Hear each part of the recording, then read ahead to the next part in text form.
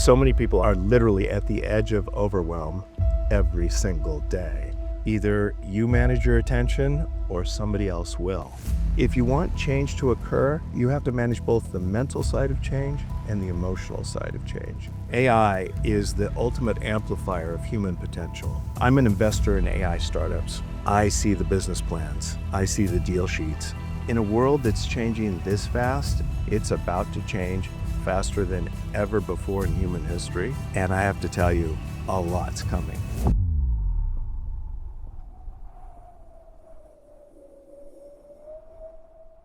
Hi Fred, welcome to the HumanWare project. Thank you. So glad to be here. We are very excited to announce your new book is called Thrive. So could you actually tell us what is Thrive about? So many people I know are literally at the edge of overwhelm every single day because there's so much news, so much information. It's hard to separate what's important from what's not important. And we live in a time where the attention economy, Instagram, Facebook, and all those other things are clamoring for our attention. And once they get it, they want to keep it in their ecosystem and hang ads in front of us and splinter our attention, which is the most valuable thing that we have, into 1,000 pieces. And it's so hard to create the future that you want in, 3, 4, 5, 7-minute chunks. That's true. And so I wrote this book to give people a roadmap to thrive in a world that's changing really fast. And at the same time, presenting us with incredible opportunities. AI is the ultimate amplifier of human potential. It really is. And so how do you manage the present moment and all the demands that are being made on us and all the stuff that's coming into our lives, and at the same time build the future that you want? And I wrote it to give people a nice clean roadmap to make that happen. For you, like if people can take 3 most important key takeaway reading this book, what are those 3 key points going to be? Yeah, number 1, either, you manage your attention or somebody else will. So let that be you. Let you decide, not the algorithm, what you're looking at today, how often you're picking up your phone. Manage your attention. That's number 1. It's the foundation of everything. Yeah. Number 2, I think, is, our lives are kind of compartmentalized. We're doing this for work, we're doing this for fun, and we're doing this for health. And our attention is also fragmented. And the power and the magic comes when you create alignment between the different elements of your life and get them working together. Okay. And when you do that, you get traction. Things start clicking, and each part of your life supports the other. So let me give you an example. Health, good sleep, fitness, energy management, of course it affects how you feel, how engaged you are, how well you interact with other people and the relationships you build. So that second part of getting alignment is the second big takeaway, I think. Now, the third part is really simplifying your life, slowing down. It's counterintuitive because the world is moving so fast. You kind of want to go fast, you want to keep pace with it, but that's the road to burnout. Instead, slow down, focus on a handful of things that are most important to you. That's part 1 of that. Part 2 is simplify, get rid of all the stuff, the clutter, the mental clutter, the physical clutter. Yeah. And that gives you more bandwidth to do the things that you really want to do. And when you talk about radically simplifies your life, what is the action and or practice we can do? Yeah. So the way I look at the world is there are 2 layers to the world. There's the visible layer, that's all the stuff that we can see, hear, touch, experience. And then there's the hidden layer. Our bodies are the ultimate hidden layer. There are so many things going on underneath our skin, inside our bodies, inside the cells. And the hidden layer is where all the complexity lives, and the visible layer is where you live. And the key to, I think, having a great life is to be intentional about the way you design the visible layer. And this car is such a beautiful example of it. It's so clean and simple. There aren't 1,000 buttons here. There's just a couple of buttons. The interface to your life should be beautiful, clean, functional, and then take all the complexity, all the things that are hard to do, automate them, and put them in the hidden layer. The engine is in the hidden layer.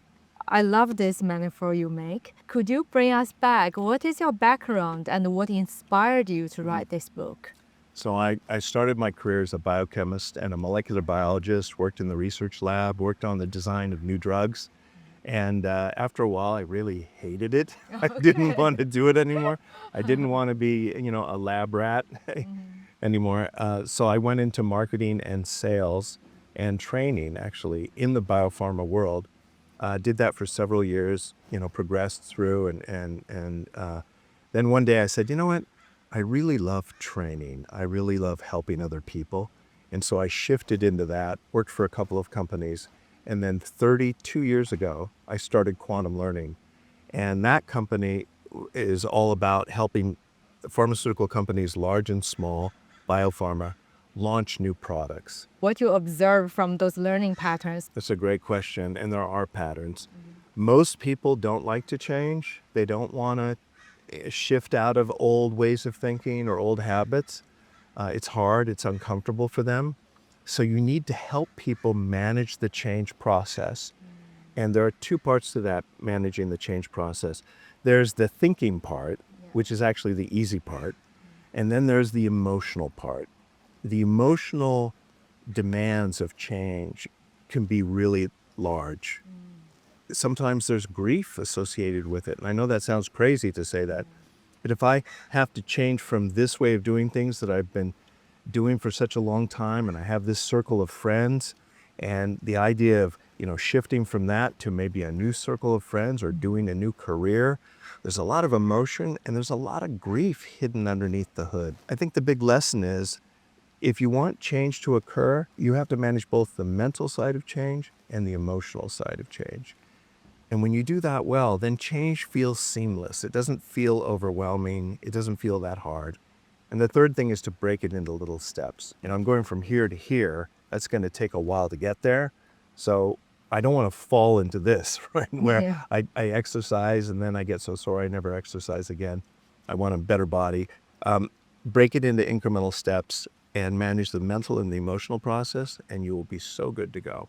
Me personally, I still find sometimes I feel tired about certain things. So what is your advice for the younger generation or the people watching this episode when they have so much going on? Yeah. What the first step they can do? There's so much, it can be overwhelming. And we're tired anyway. There's a lot of fatigue that's associated with living in the modern world.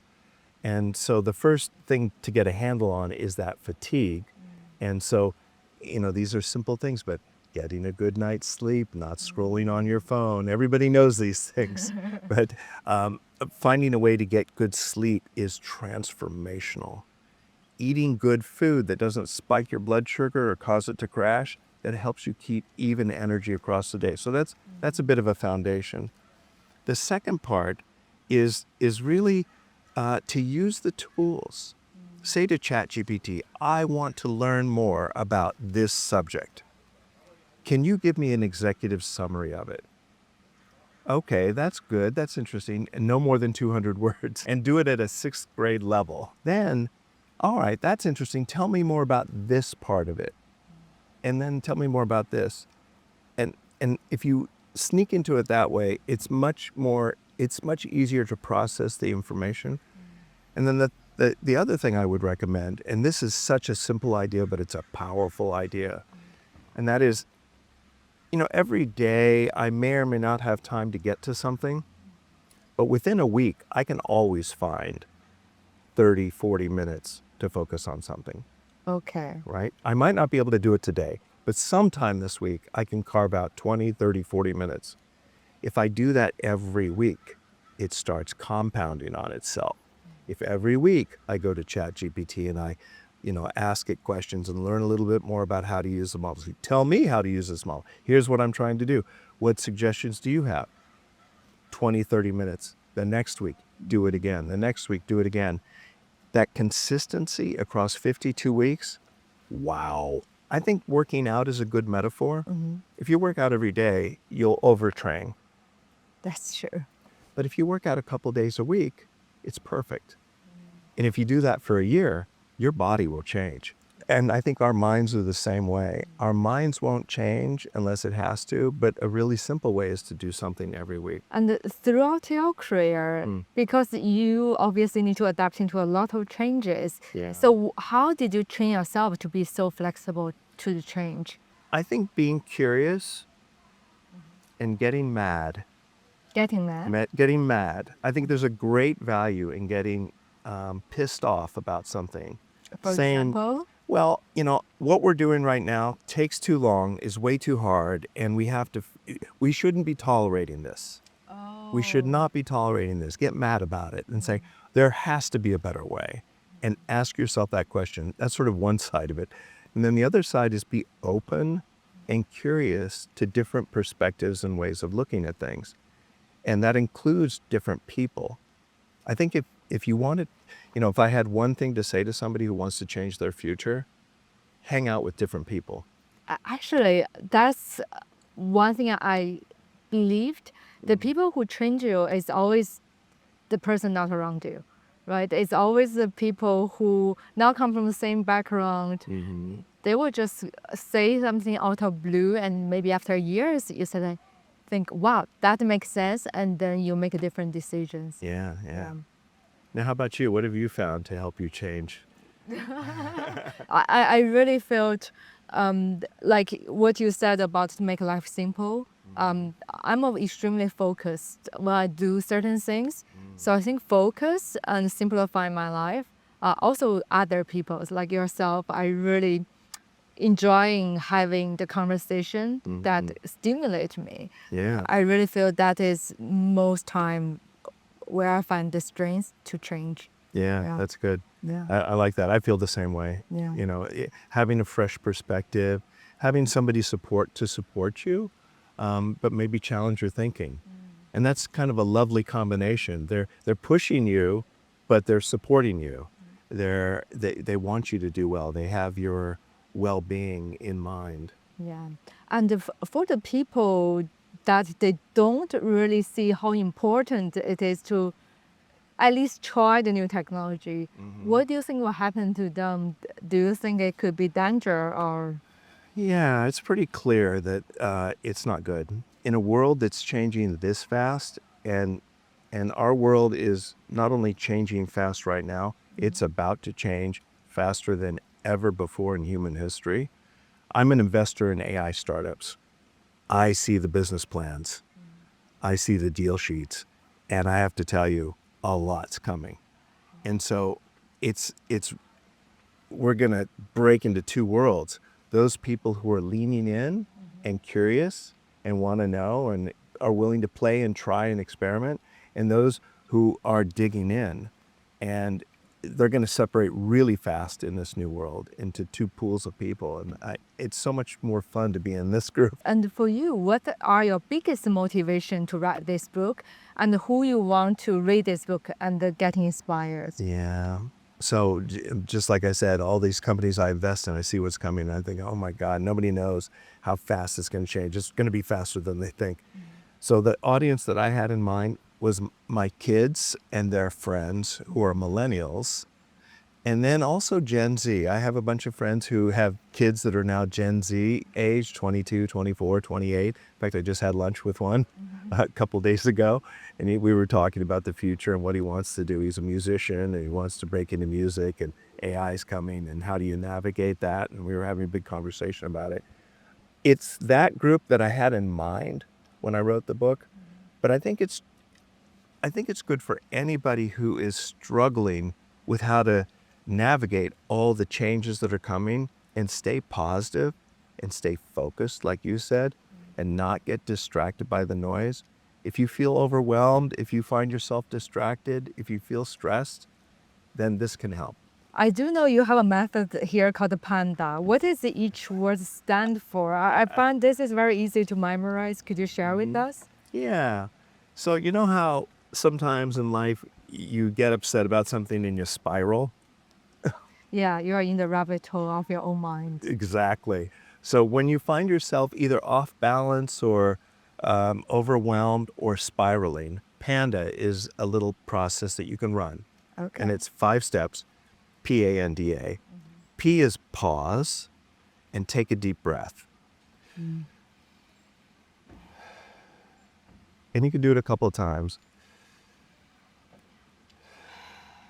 But it just resets your vagus nerve. It resets your nervous system, switches us out of auto-reactivity and into a more, conscious and aware state. That's the first step. Second step, ask yourself, where's my attention right now? Is it in all the stuff I'm worried about, all the things that I think might go wrong? Or is it in something more empowering? So the second question is, well, where should my attention be given the larger goals I have? So you're kind of helicoptering up. My attention is right here, helicopter up. Where should it be? Bigger picture. And the answer will come. We know where it should go. You just have to ask yourself. That's the second step. The third step is, how am I talking to myself in my head? How am I narrating events? Am I saying, oh, this is such a disaster. I should never have done that. Oh my God, I can't believe I'm such an idiot. That self-talk that spirals. That's true. Stop. My wife loves to do this. I call it the Nancy chop. Her name is Nancy. She says, no. Stop and say, what's a more empowering narration? No, what can I learn from this? This is just one little problem. We'll get through it. I always figure it out. This is just a delay. It's not the end of the world. That's much more empowering in the narration than, it's just like me to screw this up. That's such a bad way to talk to yourself. The next step is D, decision. What do you want to say yes to or no to? Making those decisions in advance for as much as you can is great. So an example would be, I say no to sugar, yes to whole foods.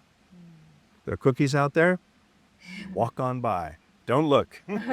Don't look. Sometimes I'll put my hand up. It's like, don't even look at the chocolate chip cookies because I know it'll be at least 4 cookies, right? So having that decision hierarchy already in mind for the big things in your life, like what you eat and who you hang out with.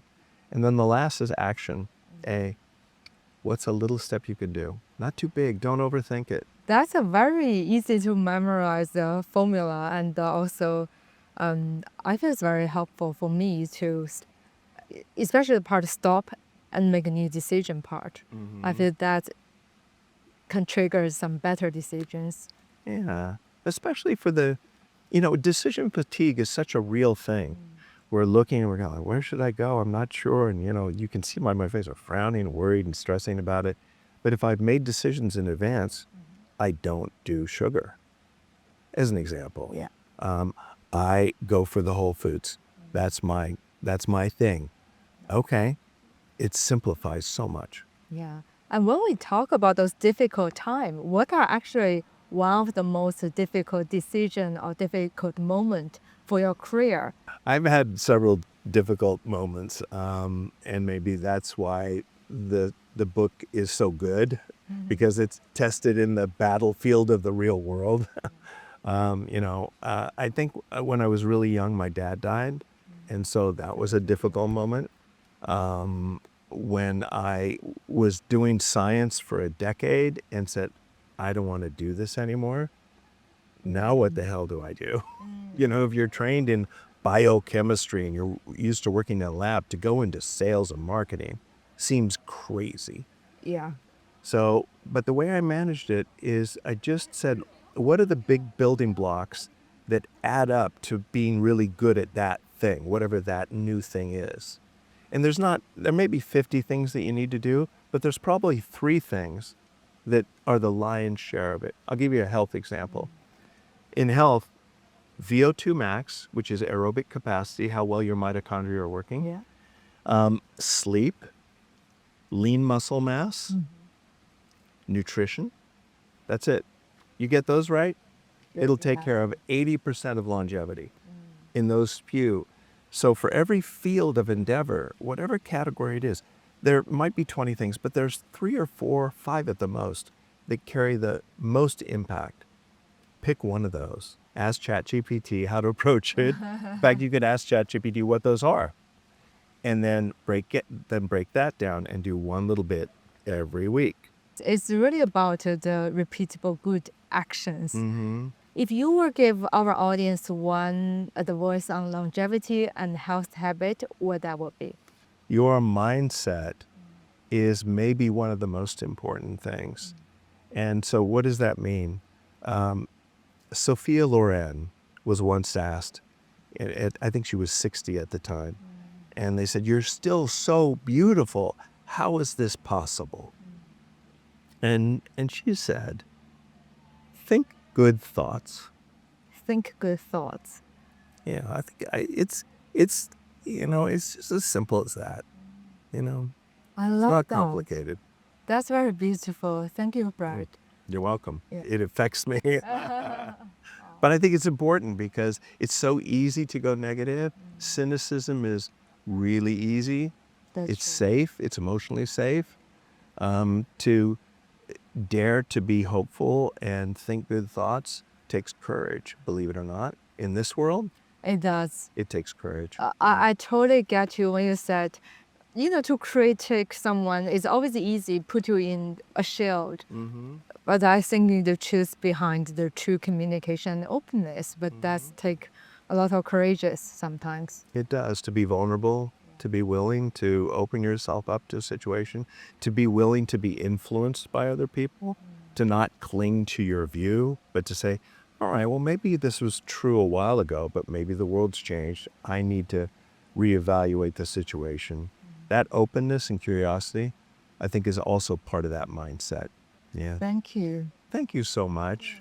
I'm so excited for the work that you're doing too, I have to tell you. It's really important work. I believe we all part of this new movement. Mhm. Yeah. Yeah, and we can change the world, our mindsets can be infectious, and that different way of looking at the world. So I admire it and really appreciate it. That's why I believe it's not me who's going to be that superstar, but it's really the heroes like you. Like you write books, you guys do companies, and we are just the curator for the exhibition. And then we just need to make sure the whole world see what people done. So it's really, for me, I think the package matters. That's how to get people into the door. But then the people like you guys do have the true work that shines. I feel that's very honored to be able to documenting those. Your example of putting this together will be inspiration to other people as well. And when is the book coming out? May 12th. Thank you, Brad. You're welcome. Thank you for watching this new episode of the Humanware Project. So that we can bring more amazing topics like this one, please like and subscribe. Your support means the world to us.